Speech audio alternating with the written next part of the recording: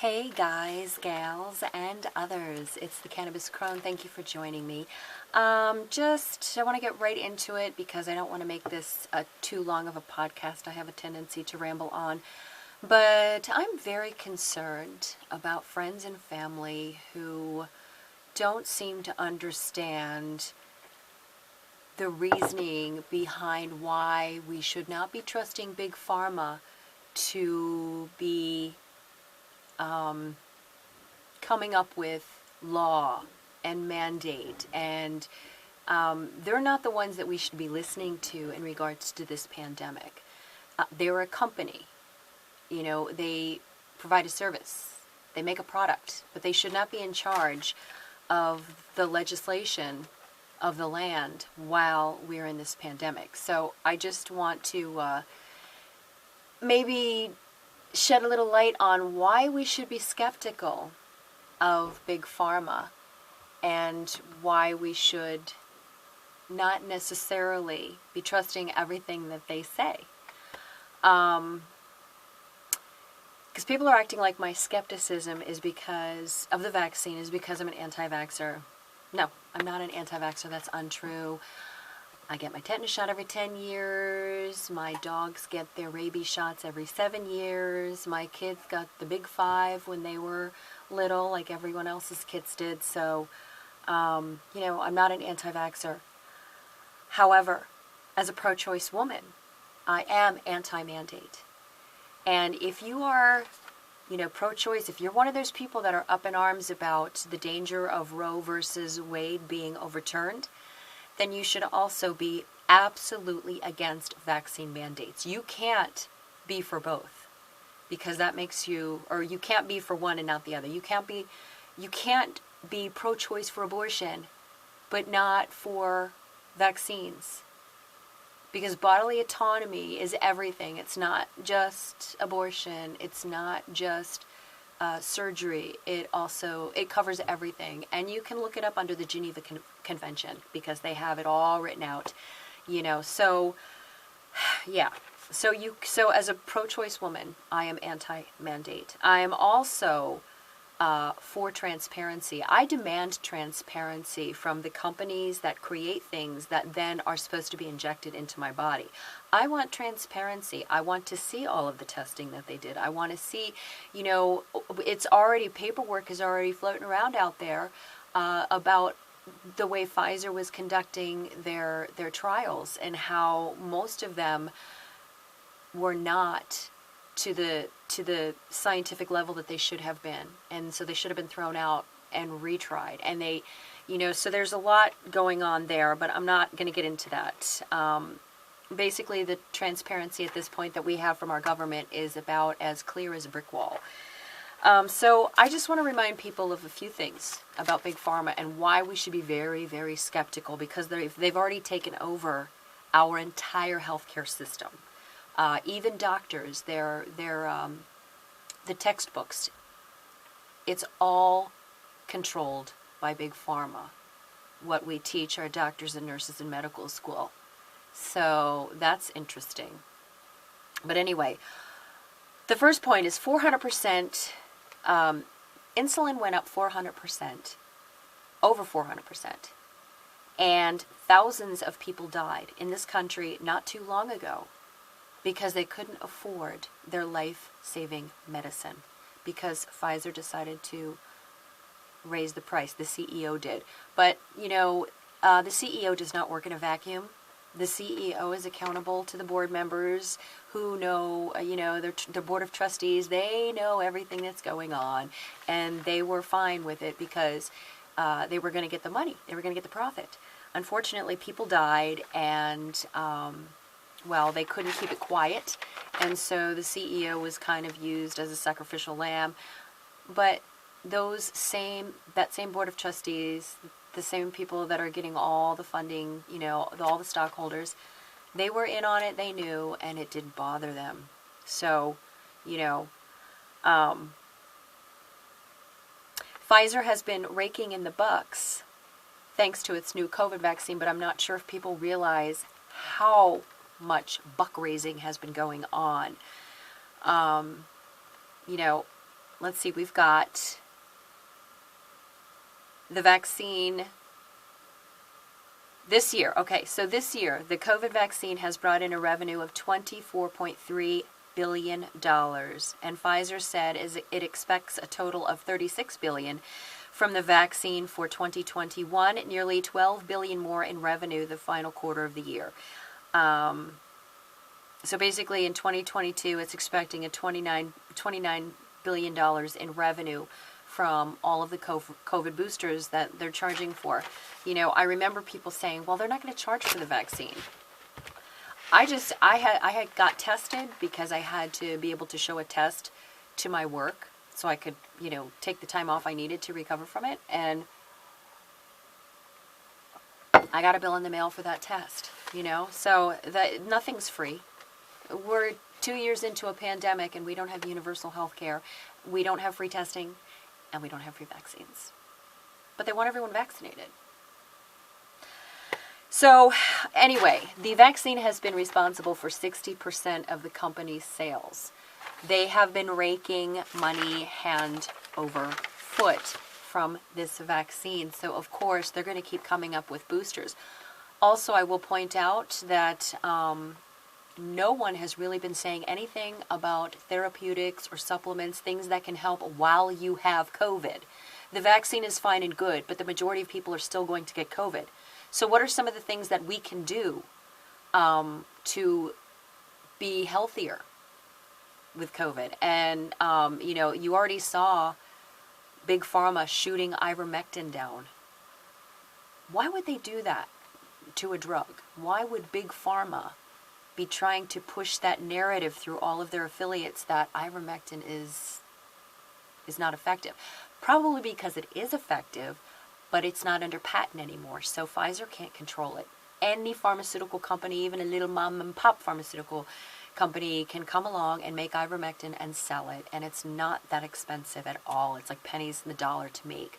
So Big Pharma doesn't want that as part of our repertoire because guess what? They don't have any control over it, and it's not making them any money.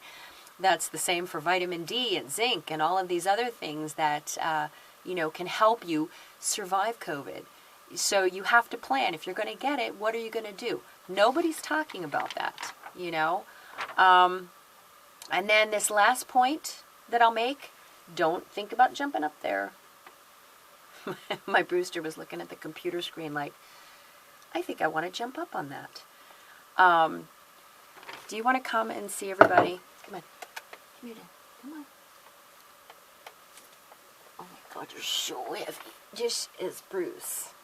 This is my Bruce. My son. I love my Bruce. Yes. You know, Bruce came to us as a little kitten in a box when I was working at the Humane Society. Someone put him in a box and left him outside the door. His eyes weren't even open yet. He was so tiny.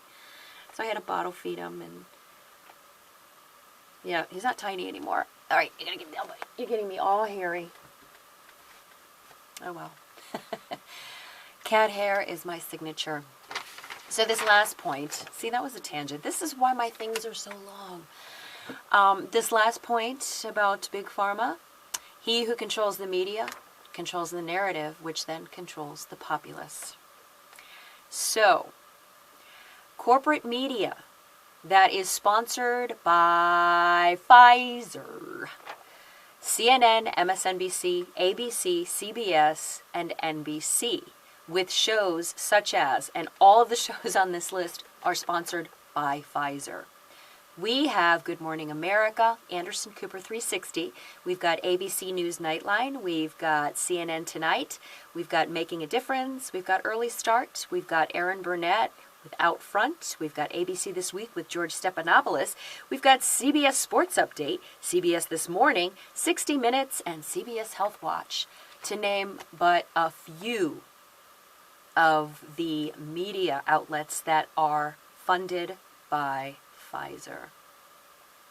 So is it any wonder that the news on these liberal media outlets is so non-transparent, and so you're just getting tiny little slivers that are fitting the Big Pharma narrative? So that's just some of the reasons why, man, we should not be trusting the companies of Big Pharma. We should not be trusting because their reach is far. Their reach goes all the way across both aisles into people's back pockets and wallets. Both sides are corrupted. And in fact, the Green Party now, Jimmy Dore was talking the other day about the Black Caucus in the Green Party coming forward and saying, hey, the regular Green Party is saying, yes, we want vaccine mandates. And the Black Caucus Green Party is saying, no, that's part of bodily autonomy. And that's just something that, wow, that the Green Party would be okay with that. I mean, next you're going to tell me the ACLU is saying that people should be mandated to vaccinate. So again, this was hopefully this was an eye-opener, maybe for a few people. But again, I'm not an anti-vaxxer. I'm anti-mandate. I am pro-bodily autonomy, and I am pro-transparency. And right now, I'm getting no satisfaction with this government. So anyway, do your research. Research is not a bad word. If you've noticed, though, like on places like social media, they're trying to, if you say you did your research or you've done research or you're doing research, suddenly that's something that's to be made fun of. Why are you doing research? We have doctors and nurses. You think you know more than them? Well, no, but I also know that not all doctors and nurses are infallible. So I also want to know as much as I can about whatever disease or disorder that I have, because it's very important for me to know how to help the doctors in my condition. See? Like, it's a partnership, a doctor and a patient. It's a partnership. It's not, and so, yeah, research is not a dirty word. Stop making it a dirty word. Stop making education and research a dirty word. And where it's coming from is not where you would expect. Like, during the Trump years, we knew that a lot of Trump supporters were not really high on the whole education thing. They didn't want to research. They would just, but now Democrats are doing it. Now Democrats are doing it and making fun of people who want to research or want more information on the vaccine. They're making fun of people who are standing up and saying, that doesn't sound right to me. Can you maybe explain it a little bit better? How dare we ask for transparency when it comes to an injection that we're supposed to put into our bodies? Come on, people, can't you see that that's wrong? If you want to get the vaccine, fine. If you don't want to get the vaccine, fine. That is absolutely not the freaking point here. Not the point. The point is that we are suddenly trusting one of the most corrupt organizations to ever spring forth from American soil. And not only that, but they are the reason that our healthcare system is the way it is. For profit, which means profit is here, human life is here. And that just goes with the territory. Just so we're all clear. There will be some links down below. And I hope everyone has a beautiful holiday. It's a struggle for a lot of us, especially financially. This may be the worst year yet. But, let's hang tough and keep the faith and keep the hope. And above all else, keep the cannabis. Yes, keep the cannabis. Because right now it's, it's hard. It's hard living. It's a struggle. And I think at the end of this, if we persevere and if somehow light can stay a little stronger than the darkness and the ignorance, then I think we're going to be opening up a whole new chapter. But there is one thing that I will say. Right now, we are living in fear. And our trajectory is toward a fear-based society and fear-based living. I don't want that. It's time to get on with our lives. Mask up if you need to, vaccinate if you need to, but we need to move on with our lives. This is our brave new normal. So let's figure out a way to make it a healthy new normal.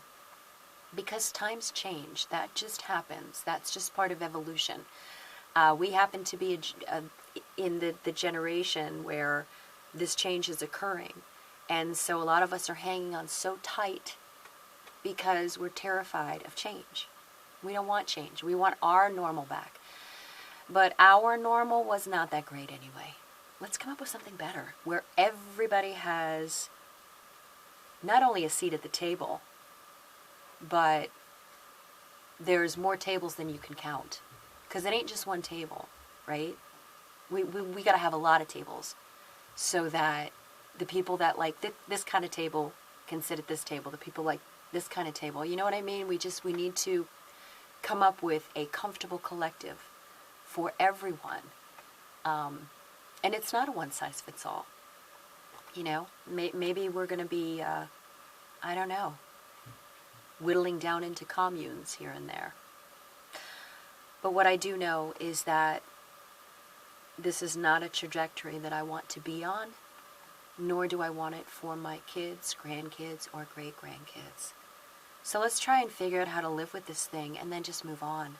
Because I think it's the limbo that the government seems to want to keep us in that's really doing the most damage at this point in time. Love you guys. Namaste.